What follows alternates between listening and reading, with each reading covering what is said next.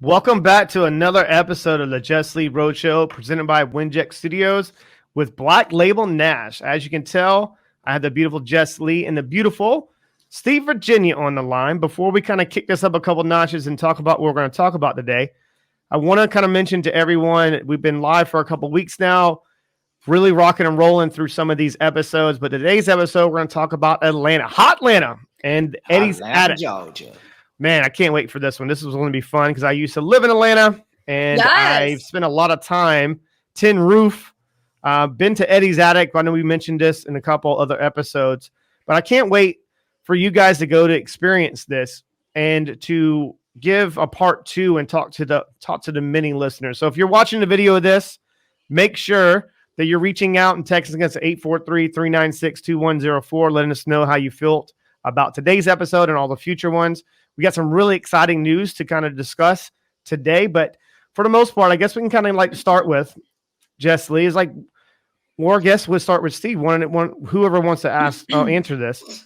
When that kind of came up on the schedule, and you go on the book in, and kind of getting everything set up to go to Atlanta, and obviously making that part of the tour, like, was that something that has just been brought up before, or is it something you had to reach out to kind of like put some like maybe some work behind the scenes on that? That's a great question, manager. I'll answer that. So Eddie's Attic is like one of those venues that you just want to play because there's a lot of history there. That little venue, it only holds 178 people. Like, it's a pretty small venue.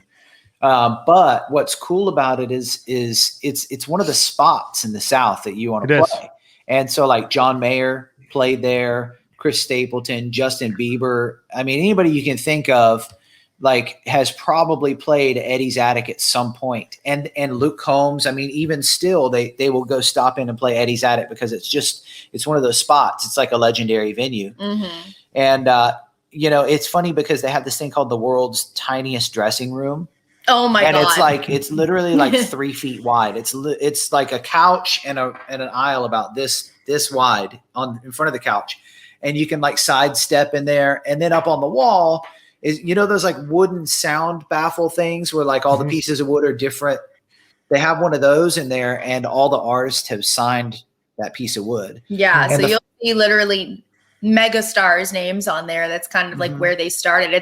It's like, it's an honor because it's almost like a stepping stone. It's like when you play Eddie's Attic, it's like the first little sign that you're on your way in the right direction, And when we actually played it before the whole coronavirus thing happened. And so we actually got to put Jesslee's name right up there on the wooden thing, which was cool because it's up there with like Chris Stapleton and like I said, like Justin Bieber, which I don't know if you're a believer or not, but a believer.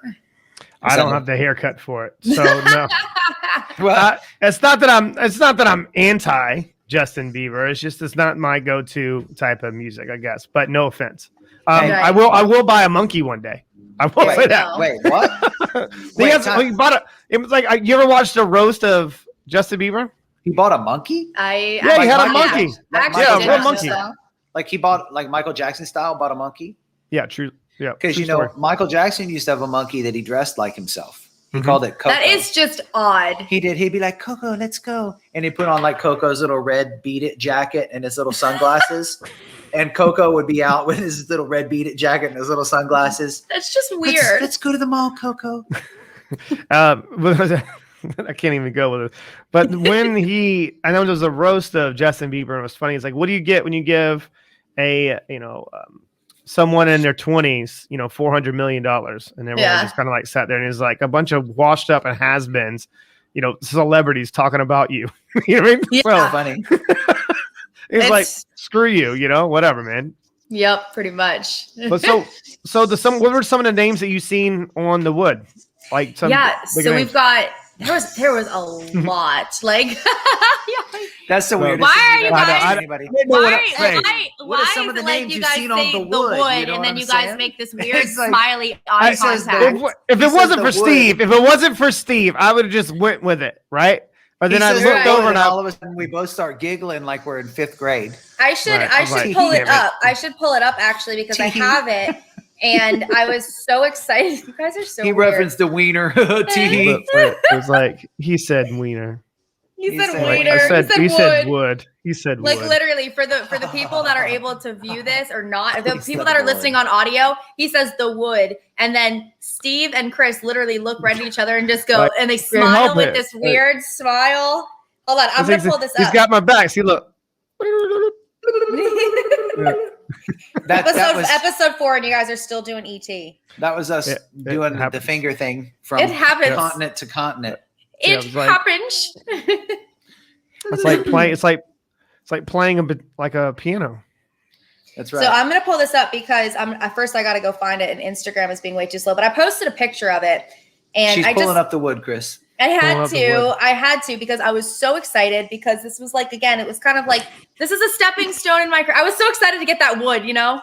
It happens. I mean, most people are excited about that. Exactly. That's typically what happens. Exactly. I could say a lot of other things, but we're going to keep this try to. Yeah, keep it PG-13. Right. We're going to try to be good. For the adolescent people out there. So it is a really cool thing though at Eddie's Attic. Like you can kind of feel the history there. Mm-hmm.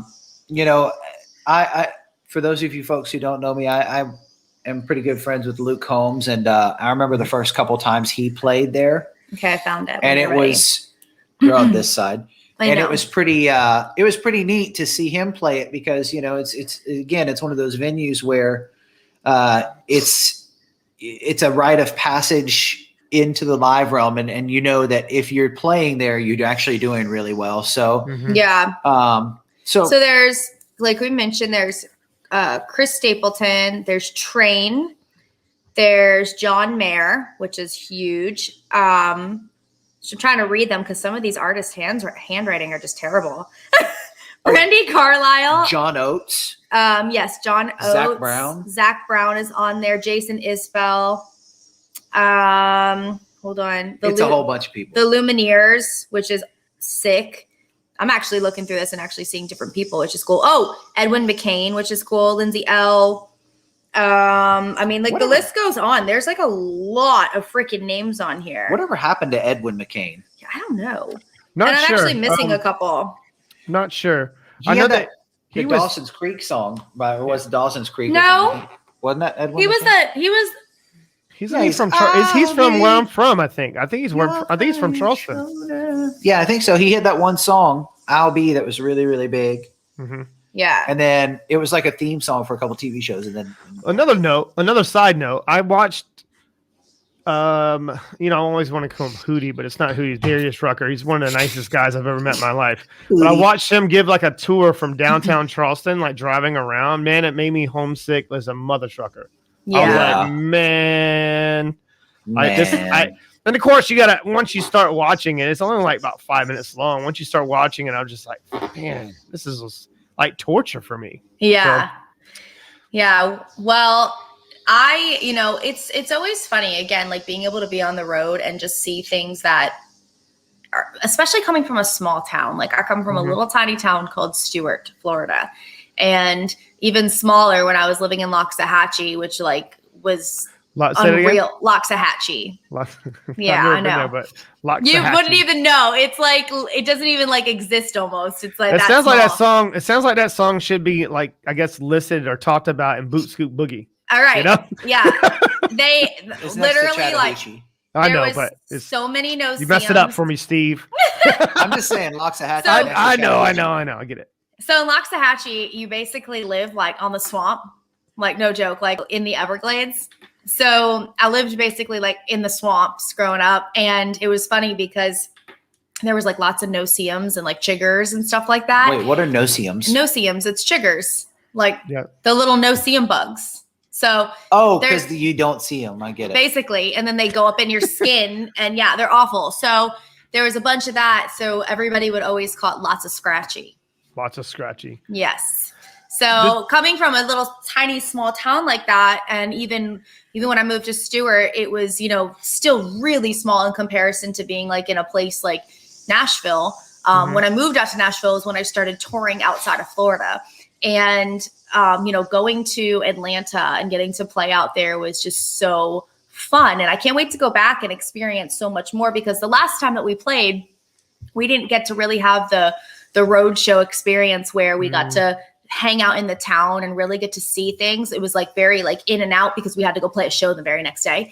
So so it was just like on the road, keep going kind of thing. And I'm really excited for this next time around because we're going to be able to experience a lot of amazing stuff that the city has to offer as well. I agree. Atlanta's such a cool city. And Chris, I just got to point out, you just did a Ray Romano. She was talking and you went, did I? Sounded just like Ray Romano for like 2 seconds. Who knew?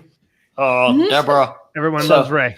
Yeah, yes. Exactly. So anyway, she's right. Atlanta is such a cool city. I kind of, I know that you're a Braves fan. Huge. So huge Braves fan. Huge. So I'd love to go see a Braves game while we're there. If it's baseball season and if they allow you into the stadium, which I'm certain they will this year. Yeah. And there's so much to do there. It's Atlanta is such a cool city. It's hotter than hell, but it is. It is. When you live in Florida, you don't feel like anything's hot anymore. Well, it's a different type of hot. It is. It is very different. I will give you that. Florida, you will be wet all day. Swamp ass. All day. Literally swamp ass. Swamp ass. Sweat. You got that swass going hard. It's rough, so it's hard out there for a pimp. You know what I mean? Like you gotta go home and wash every once in a while, and get the baby wipes. I have learned that I cannot live without baby wipes. Really? What's funny is I know a lot of people that are like that.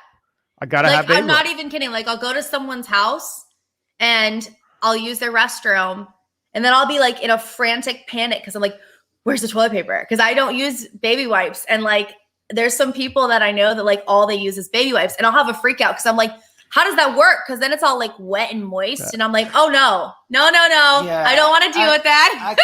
I can't do it either. Speaking of wet and moist, let's talk about Buckhead. How close is Eddie's Attic to Buckhead? I actually don't know that, Steve. It's pretty close, actually. Because are you talking about Buckhead Street? Yeah, well, yeah. Or just the kind of area? The Buckhead area by Lenox Mall. Yeah, it's pretty close, I think. It's like 10, 15 minutes. Not very far at all. Wow, I did not know that. It's a really cool area. They have another bar, and it's called Tin Roof. It's obviously a tin roof. There's tin roofs everywhere. There's one here in Nashville. Right. Yeah. Is it Tin Roof the franchise Tin Roof? Yeah. Yeah. Yes. Yeah. Mm-hmm. Yeah. Tin Roof is cool for. They have small. I might say small venues, but they're small like little stages for up and coming artists. Yeah. They actually signed Zach Brown band. Well, Zach Brown, he signed the wall there in Tin Roof, and this is where I guess they got their start, right? They're big Georgia, obviously boys. So I saw them play I think it was a year before their first album dropped, and it became like crazy successful. So that's actually one of my favorite bands. Have you ever met them and worked with them? No, I've actually never met them. I have a couple friends that have worked with them and they said that they're great. They said they're absolutely great. And it's funny because Zach Brown Band is one of those bands to me that I still feel like they're kind of underrated. Like I know 100%. That sounds, 100%. Like I know that sounds kind of crazy, but like they blew up. They had their first album just go crazy with everything like Chicken Fried and that went nuts. And then it was like kind of from there on out, like you heard little less and a little less. And that's I think truthfully a case of the machine, to be honest with you. 100%. It's that whole, are you going to push their narrative kind of thing? And I loved it. I don't know if you ever saw it, but Zach Brown literally at an award ceremony came out and was like, F the machine. And like, was like having like kind of a freak out. And I'm sitting there thinking that would be me. Right. Well, I think that's probably where you saw them. It's probably where you saw that big, huge lapse. I think it was like 2 years straight that they didn't come out with a new single. Pretty much. Probably, that's probably what happened. Yeah. Yeah. So you see that happen a lot. I mean, tons. It's kind of like the TV shows and all those things. Like it was kind of the same thing in some cases with The Voice. It was like I was prompted to say certain things and act a certain way. And, they'd never like when you're not going to play the game and drink the Kool-Aid. And I think in some cases, there's situations like that out here. I don't necessarily think every situation is like that, but at least you hope it's not, but in a lot of cases, I feel like, a lot of people are kind of created to be who they're supposed to be in the public eye. And, I have no interest in that. I remember Well, I didn't know at the time. Obviously, I was here in the UK when it came out. The one where you were on this, I think it was season. I can't remember what season. 14? Yeah. So I knew it was something we had a 4 somewhere. So I was like, okay, is it 14? I didn't want to pigeonhole myself. But I do remember afterwards, just when I was about to interview you and you came onto the show and looking, the way that you looked, you still had your same, you could definitely tell your personality. But you could also see where you're holding back on your personality a little bit. Really? Yeah. It's so funny. Some of the conversation, like not the conversation. What is it called? Like trainings when you're working with them. Yeah. So, yeah. It's funny because I still I don't know if it's necessarily holding back on, oh, you mean on the show? Like yeah, on the show. Yeah. For sure. Yeah. On the show. I thought you meant our interview. No. Because after I got out. No, not with me. Was no, like, you're wide open. Yeah, I was like, after I got out, I was like a wild stallion. I was like, oh, and I was like, tell all.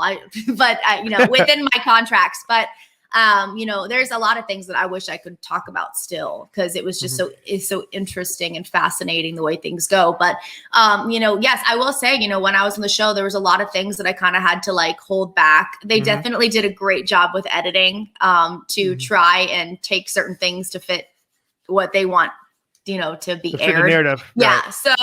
But I mean, that's unfortunate that a lot of the, some label situations are like that too, and that's one of the biggest reasons I'm such an advocate of being as free as you can in your career when you're creative, because, you want to be able to do this as you. Like we were listening to Abraham Hicks the other day coincidentally talking about how so many artists start their careers in such a negative light, and meaning like they like write about things that they're not necessarily truthfully resonating with themselves. It's more so just to pop off, and to get somewhere. And it's not really true to who they are.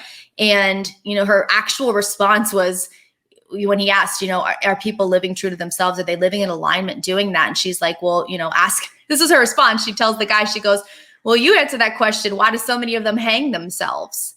And like, that's graphic and harsh, but like, it came from a person that is like literally the biggest self-help, teacher in the world. And she says this, and I literally was like, whoa. And it took me back for a little bit in the best way. Cause I was like, that right there is like why I will not go into something having to be fake, because I don't want to, how is it enjoyable anymore if you're living this life and you might have all these lavish things and live the lifestyle that you wanted to live, but none of it's really true to who you are. You never got to actually do it. Right. Being the person that you wanted to be. And that's true to your heart, So that's important to me. And I could definitely tell. And that's one of the reasons why I guess you say just in complete alignment and obviously what we're going to do with this show. Because I kind of see this happening with some of the editing from when you are going, obviously on the road and experiencing some of this. They'll take clips of these conversations and then dropping it into the show. And it's kind of like future pacing or future shadowing or whatever that might be. And then doing a huge loop back when you talked about, mark my words, I'm going to do X, Y, Z. And obviously saying it out now, but then fast forward 6 months, you'll actually obviously manifest that.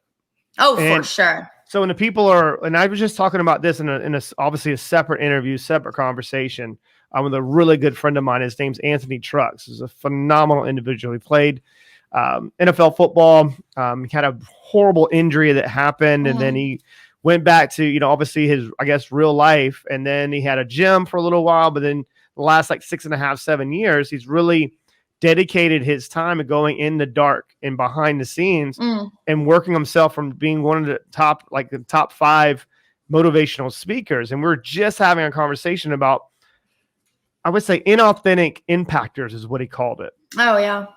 And people will go and buy a Forbes article or buy certain things that get listed into it. And it does help with the notoriety side and getting noticed. But when people start to realize that you're only a surface level, then you're not going to be relevant.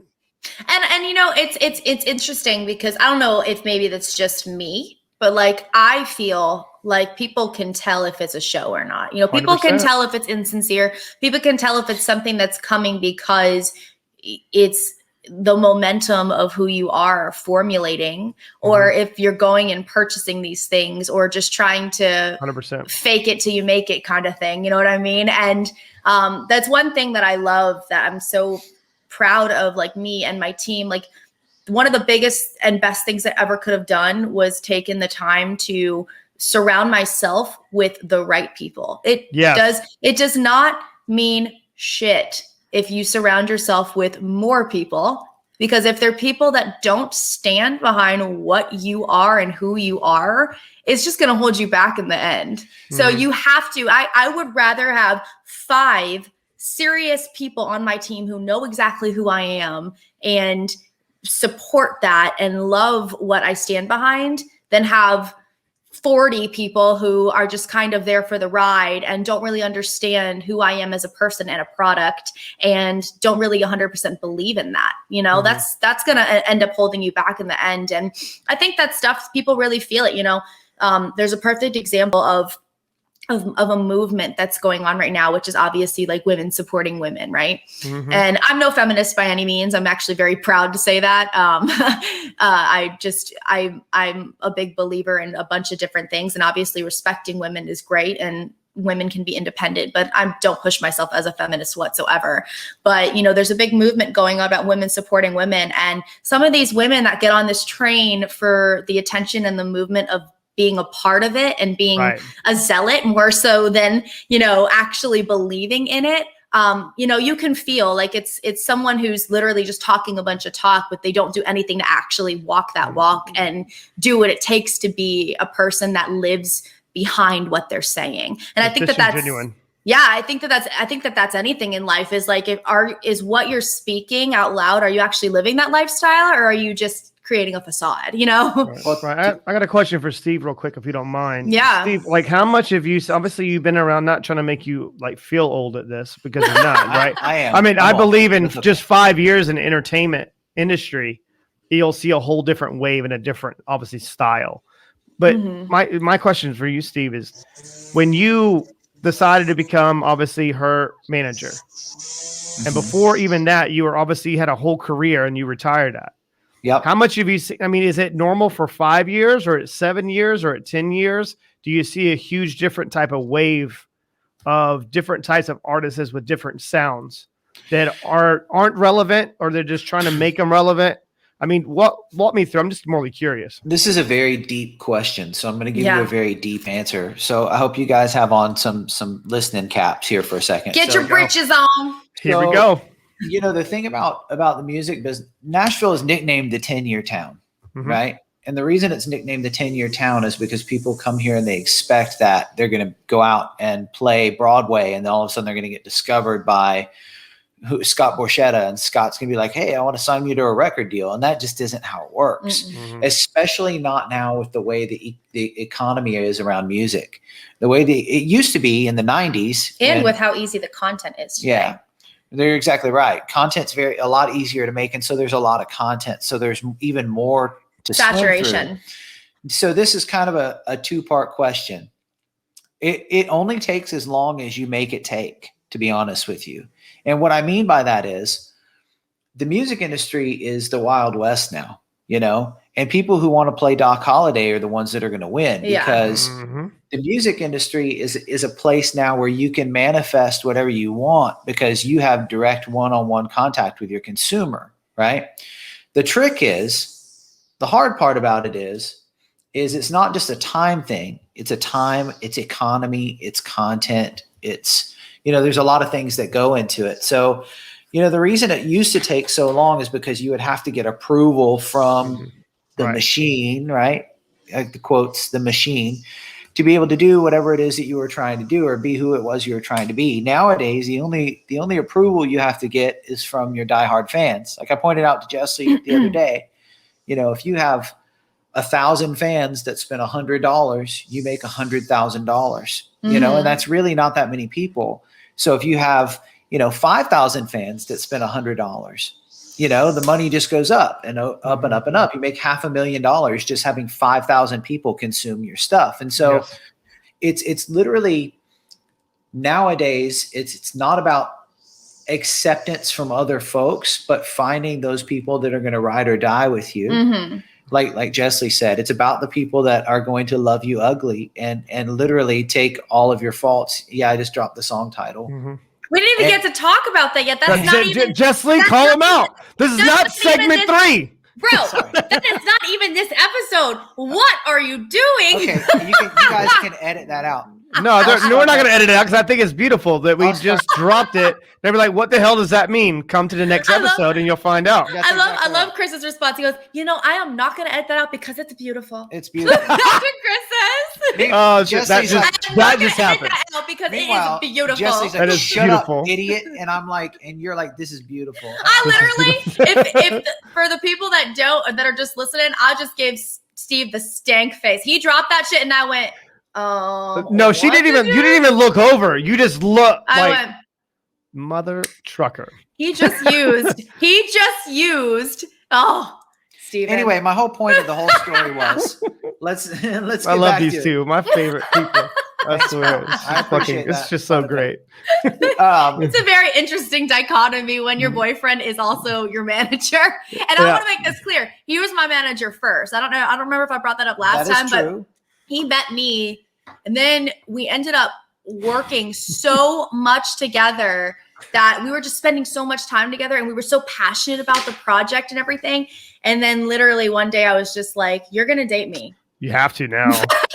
I mean, it didn't take any convincing, Chris. No, I mean, this whole thing is like, you can't, I know it's probably not the right time. I'm not going to use the term, but you can't kind of like rape the willing, but I guess, it's not true. Like, no offense to any, like I wasn't saying that in a bad way, a malicious way. And I didn't mean it in that way. I'm not endorsing that type of stuff, but I'm just saying you can't, if it's someone's always willing. Right. I just think that, Steve put himself in a position where when someone's really passionate about you and really interested genuinely in you and your message and what you're trying to do, I don't care Steve's obviously, no offense on Steve's a good looking dude. So it's like, let's be real. And he's got a really dope ass personality. So it's kind of hard not to. Yes. I mean, I think, and just from me knowing you two. Are you hitting on me, Chris? No, but just by me knowing you two, I mean, I'm just saying, no homo, right? But no offense to anybody else who's out there listening to this we're going to have to edit all kinds of shit. But what I'm trying to say is this. When you have a real, real deep conversations and real deep people, and they're just genuine, it comes to it comes out when it's ready to come out. Well, you have to be able to, it's an interesting situation because you have to be able to, it's a really hard thing. Being an artist carries an ego the size of Texas. Everybody does. And if they tell you it doesn't, they're lying to you. Same thing in business. You have to have an ego to an extent. And your ego typically, the people who are really good about it don't show it until they're on stage and then it becomes their stage persona, right? Like Jesslee. But every artist has an ego. So I had to be able to take that ego and put it in check when I met Jesslee and say, hey, she's better than I'm ever going to be. She's going to change the world in ways that I couldn't. Right. And, when you just meet some light and then you want to cultivate that the best that you can. And, hopefully I can keep the light shining forever, and the thing about it is like I said earlier, with this business, it can be a 10-year town. It can be a 15-year town. Yeah. But it can also be a 1-year, 2-year, 3-year town. Depending. But it is about finding people who are going to invest in you as a person and not just you as an artist or you as a piece of commerce, I honestly feel like the best thing that could have happened was for me, I'm a believer in things happen the way they're supposed to happen. 100%. Right? Always. And I met Jesslee when I was supposed to meet her. And I'll be honest with you. I just came off making the best record of my career, my 15-year career. He did. I'm going to be real with you. I was not expecting him to go in the direction that he did of management, even though he was kind of starting to dabble in the business side of things and has always been involved in that in some way. But I had zero. We started as writing